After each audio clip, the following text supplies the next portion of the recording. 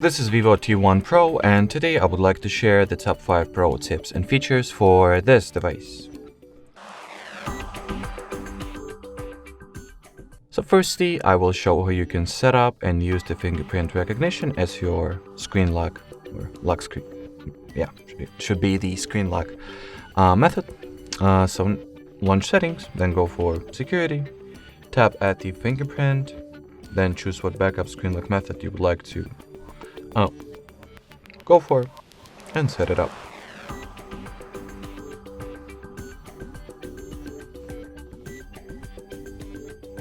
Then set your notifications preferences, and now you can start adding the fingerprint. So as you can see, the sensor is located underneath the screen at its bottom part, or lower part rather. So just continuously lay and lift your finger on and out of the scanner until the entire surface of your fingertip will be enrolled.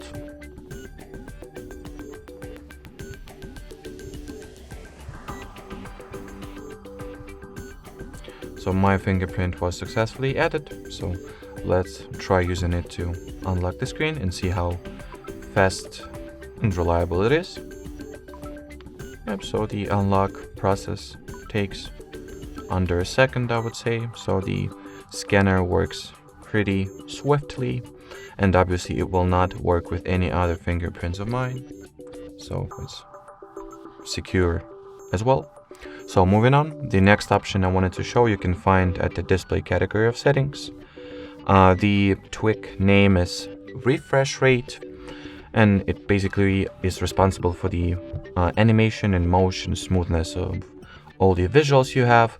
Two values you can go for, either default value of 60 Hz or a higher value of 90. The higher value provides you with smoother and silkier animations and visuals, but it also drains your battery faster as well. If you do not want to manually switch between those two values, you can just set it to smart switch, and the system will automatically decide what value is the best value to have in any given particular scenario. And well, moving on, the next option for today is how you can enable the always on display. So in order to do that, you will need to enter the lock screen and wallpaper category of settings and tap at the always on display block over here. Then turn this toggle on. You can select the theme or appeal that you would like to have. There are quite a lot of designs to choose from, clock styles or whatever. I'll actually go with this one, let's say. And you can also change the display mode for it, set your notification preferences, or rather notifications from which app you would like to see. I will just disable all of them and tweak with the privacy options. So once it is enabled, that's what it looks like. And well, moving on, the next small tip is how you can add the battery percentage, or enable it rather. So right now, as you can see, I can get, or rather check the battery percentage only through rolling the notification curtain down. But if you would like to have it over here at all times, you will need to launch settings, go for the battery category, and turn on the battery percentage toggle over here. The last tip that I have is the only performance related one, and how you can boost or improve your performance.